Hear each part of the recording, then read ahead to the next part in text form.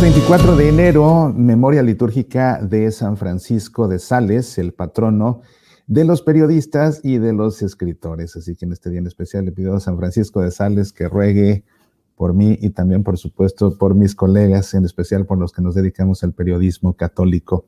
En esta ocasión, haciendo eco al Domingo de la Palabra de Dios que celebramos el día de ayer, y como inicio de una serie especial, vamos a estar dando lectura a lo largo de toda esta semana a la ordenación de las lecturas en la Santa Misa, un documento litúrgico importantísimo que te ayudará a comprender todo lo que tiene que ver con la celebración de la liturgia de la palabra. Ya el viernes, como preámbulo, leímos los prenotandos, es decir, las notas preliminares a este documento litúrgico, y hoy comenzaremos con la primera parte que habla acerca de la palabra de Dios en la celebración de la misa, con el capítulo que habla en concreto la celebración de la liturgia de la palabra en la misa, y dice así: elementos de la liturgia de la palabra y ritos de los mismos. Las lecturas tomadas de la Sagrada Escritura con los cantos que se intercalan constituyen la parte principal de la liturgia de la palabra. La homilía, la profesión de fe y la oración universal u oración de los fieles la desarrollan y concluyen. Las lecturas bíblicas. No está permitido que en la celebración de la misa las lecturas bíblicas, junto con los cánticos tomados de la Sagrada Escritura, sean suprimidas, mermadas, ni lo que sería más grave, sustituidas por otras lecturas no bíblicas. En efecto, desde la palabra de Dios escrita, todavía Dios habla a su pueblo, y con el uso continuado de la Sagrada Escritura, el pueblo de Dios, hecho dócil al Espíritu Santo por la luz de la fe, podrá dar con su vida y costumbres testimonio de Cristo ante el mundo. La lectura del Evangelio constituye el punto culminante de esta liturgia de la palabra. Las demás lecturas, que según el orden tradicional hacen la transición desde el Antiguo al Nuevo Testamento, preparan para esta lectura evangélica a la asamblea reunida. Lo que más ayuda a una adecuada comunicación de la palabra de Dios a la asamblea por medio de las lecturas es la misma manera de leer de los lectores, que deben hacerlo en voz alta y clara y con conocimiento de lo que leen. Las lecturas, tomadas de versiones aprobadas, pueden, según la índole de las diversas lenguas, ser cantadas, pero de modo que el canto no oscurezca el texto, sino que más bien le dé realce. Si se dicen en latín, se observará lo indicado en el Ordo Cantus Missae.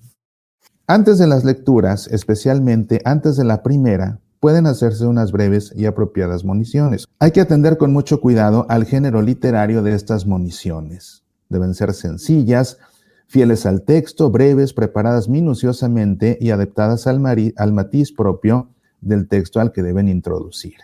En la celebración de la misa con participación del pueblo, las lecturas deben proclamarse siempre desde el ambón. En los ritos de la liturgia de la palabra hay que tener en cuenta la veneración debida a la lectura del Evangelio. Cuando se dispone de un evangeliario que en los ritos iniciales ha sido llevado procesionalmente por el diácono o por el lector, es muy conveniente que el diácono, o en su defecto un presbítero, tome del altar el libro de los evangelios y, precedido de los ministros con ciriales o incienso u otros signos de veneración autorizados por la costumbre, lo lleve al ambón. Los fieles están de pie y veneran el libro de los evangelios con sus aclamaciones al Señor. El diácono que ha de leer el evangelio, inclinado ante el que preside, pide y recibe la bendición.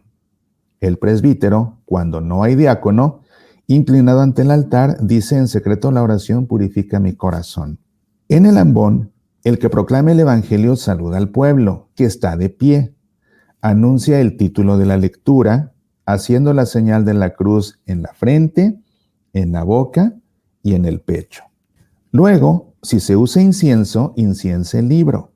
Y finalmente, lee el evangelio. Terminado el evangelio, besa el libro, diciendo en secreto las palabras prescritas.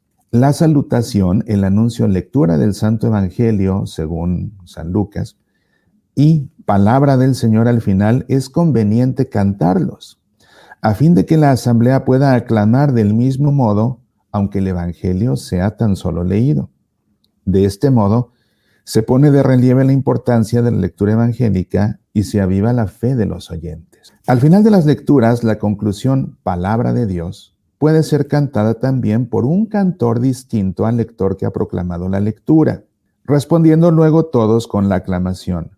De este modo, la asamblea reunida honra la palabra de Dios recibida con fe y con espíritu de acción de gracias.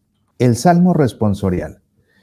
El Salmo responsorial, llamado también gradual, por ser parte integrante de la liturgia de la palabra, tiene una gran importancia litúrgica y pastoral. Por ello, los fieles han de ser instruidos con insistencia sobre el modo de percibir la palabra de Dios que nos habla en los salmos y sobre el modo de convertir esos salmos en oración de la Iglesia. Esto se realizará más fácilmente si se promueve con diligencia entre el clero un conocimiento más profundo de los salmos, según el sentido con el que se cantan en la Sagrada Liturgia, y si tal conocimiento se transmite a todos los fieles con una catequesis oportuna. También pueden ayudar unas breves moniciones en las que se indique el porqué de aquel salmo determinado y de la respuesta y su relación con las lecturas. Normalmente, el salmo responsorial debe ser cantado. Conviene recordar los dos modos de cantar el salmo que sigue a la primera lectura, el modo responsorial o el modo directo. En el modo responsorial, que en lo posible ha de ser el preferido, el salmista o cantor del salmo canta los versículos del salmo y toda la asamblea participa por medio de la respuesta. En el modo directo, el salmo se canta sin que la asamblea intercale la respuesta. Y lo cantan o bien el salmista o cantor del salmo él solo, mientras la asamblea escucha, o bien todos a la vez. El canto del salmo o de la sola respuesta favorece mucho la percepción del sentido espiritual del salmo y la meditación del mismo. En cada lectura hay que poner en juego todos los medios que pueden favorecer el canto de la asamblea y en especial el uso de las facultades previstas para ello en la ordenación de las lecturas de la misa, en lo que se refiere a las respuestas para cada tiempo litúrgico. El salmo que sigue a la lectura, si no se canta, debe leerse de la manera más apta para la meditación de la palabra de Dios. El salmo responsorial es cantado o leído por el salmista o cantor en el ambón, la aclamación antes del Evangelio. También el aleluya, o según el tiempo litúrgico, el versículo antes del Evangelio, tienen por sí mismos el valor de rito o de acto, con el que la asamblea de los fieles recibe y saluda al Señor que va a hablarle y profesa su fe con el canto. El aleluya y el versículo antes del Evangelio deben ser cantados, estando todos de pie, pero de manera que lo cante unánimemente todo el pueblo y no solo el cantor o el coro que lo empiezan. La homilía. En la homilía se exponen a lo largo del año litúrgico y partiendo del texto sagrado los misterios de la fe y las normas de vida cristiana. Como parte que es de la liturgia de la palabra, ha sido recomendada con mucha frecuencia y principalmente a partir de la Constitución sobre la Sagrada Liturgia del Concilio Vaticano II, se prescribe en algunos casos. En la celebración de la misa, la homilía hecha normalmente por el mismo que preside, tiene por objeto el que la palabra de Dios proclamada, junto con la liturgia eucarística, sea como una proclamación de las maravillas de Dios en la historia de la salvación o misterio de Cristo. En efecto, el misterio pascual de Cristo, proclamado en las lecturas y en la homilía, se realiza por medio del sacrificio de la misa. Cristo está siempre presente, operante en la predicación de su iglesia. La homilía, por consiguiente, tanto si explican las palabras de la Sagrada Escritura que se acaban de leer, como si explica otro texto litúrgico, debe llevar a la comunidad de los fieles a una activa participación en la Eucaristía, a fin de que vivan siempre de acuerdo con la fe que profesaron.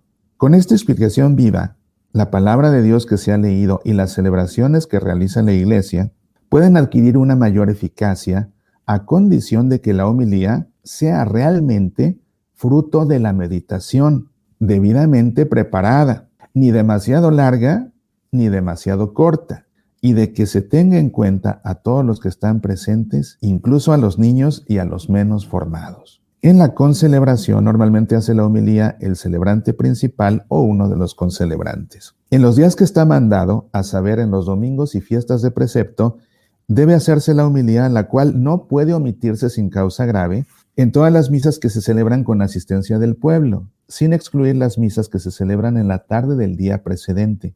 También debe haber homilía en las misas con niños y con grupos particulares. La homilía es muy recomendable en las ferias de Adviento, de Cuaresma y del tiempo pascual, para los fieles que habitualmente participan en la celebración de la misa y también en otras fiestas y ocasiones en que el pueblo acude en mayor número a la iglesia. El sacerdote celebrante pronuncia la homilía en la sede, de pie o sentado, o también en el ambón. Hay que separar de la homilía las breves advertencias que, si se da el caso, tengan que hacerse al pueblo, ya que éstas tienen su lugar propio terminada la oración después de la comunión. Abro paréntesis. Es ahí cuando el que va a dar un aviso, el que va a pedir un donativo, el que va a hacer una invitación, lo hace, y no desde el ambón. Cierro paréntesis. El silencio. La liturgia de la palabra se ha de celebrar de manera que favorezca la meditación, y por esto hay que evitar totalmente cualquier forma de apresuramiento que impida el recogimiento. El diálogo entre Dios y los hombres, con la ayuda del Espíritu Santo, requiere unos breves momentos de silencio acomodados a la asamblea presente, para que en ellos la palabra de Dios sea acogida interiormente y se prepare la respuesta por medio de la oración. Pueden guardarse estos momentos de silencio, por ejemplo, antes de empezar dicha liturgia de la palabra, después de la primera y segunda lectura, y por último, al terminar la homilía. La profesión de fe. El símbolo o profesión de fe, cuando las rúbricas lo prescriben dentro de la misa, tiende a que la asamblea reunida dé su asentimiento y su respuesta a la palabra de Dios oída en las lecturas y en la homilía, y traiga a su memoria, antes de empezar la celebración del misterio de la fe en la Eucaristía, la norma de su fe, según la forma aprobada por la Iglesia. La oración universal u oración de los fieles. En la oración universal, la asamblea de los fieles, a la luz de la palabra de Dios, a la que en cierto modo responde, pide normalmente por las necesidades de toda la Iglesia y de la comunidad local, por la salvación del mundo y por los que se hallan en cualquier dificultad por determinados grupos de personas. Bajo la dirección del celebrante, un diácono o un ministro o algunos fieles proponen oportunamente unas peticiones, breves y compuestas con una sabia libertad, con las que el pueblo, ejercitando su sacerdocio bautismal, ofrece a Dios sus peticiones por la salvación de todos. De modo que, completando en sí mismo los frutos de la liturgia de la palabra, pueda hacer más adecuadamente el paso a la liturgia eucarística. El celebrante dirige la oración universal desde la sede, mientras que las intenciones se anuncian desde el ambón. La asamblea reunida de pie participa en la oración, diciendo o cantando la misma invocación después de cada petición, o bien orando en silencio. Cosas que ayudan a una recta celebración de la liturgia de la palabra. El lugar de la proclamación de la palabra de Dios.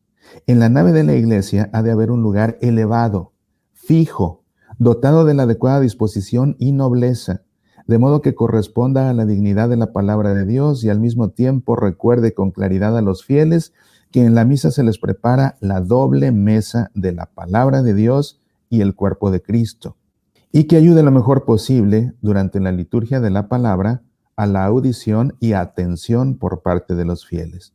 Por esto, hay que atender de conformidad con la estructura de cada iglesia a la proporción y armonía entre el ambón y el altar. Conviene que el ambón esté sobriamente adornado, de acuerdo con su estructura, de modo estable o ocasional, por lo menos en los días más solemnes. Como el ambón es el lugar en que los ministros anuncian la palabra de Dios, debe reservarse por su misma naturaleza a las lecturas, al salmo responsorial y al pregón pascual. En cuanto a la homilía y la oración de los fieles, pueden hacerse también desde el ambón, por la íntima conexión de estas partes con toda la liturgia de la palabra. En cambio, no es aconsejable que suban al ambón otros, como por ejemplo, el comentador, el monitor, el canto o el que dirige el canto. Para que el ambón sirva adecuadamente para las celebraciones, debe tener la suficiente amplitud, ya que a veces debe situarse en él más de un ministro. Además, hay que procurar que los lectores tengan en el ambón la suficiente iluminación para la lectura del texto y, si es necesario, puedan utilizarse los actuales instrumentos de orden técnico para que los fieles puedan oír cómodamente, es decir, los micrófonos. Los libros para la proclamación de la palabra de Dios en las celebraciones.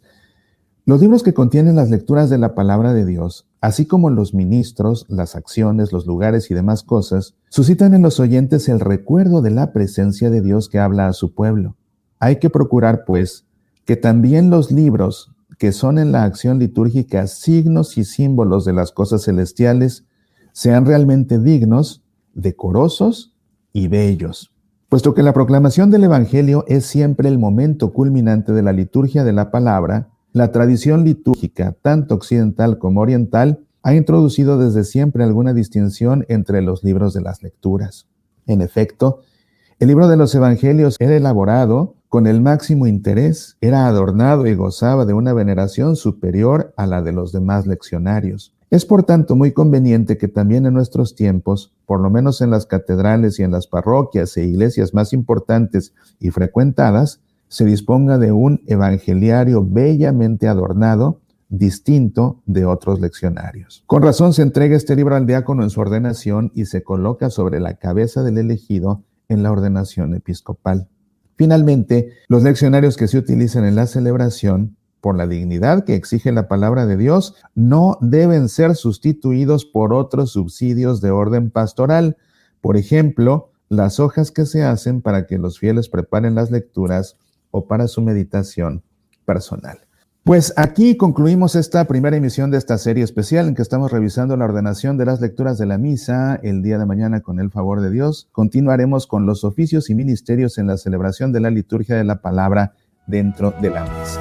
Soy Mauricio Pérez. Estas son Semillas para la Vida.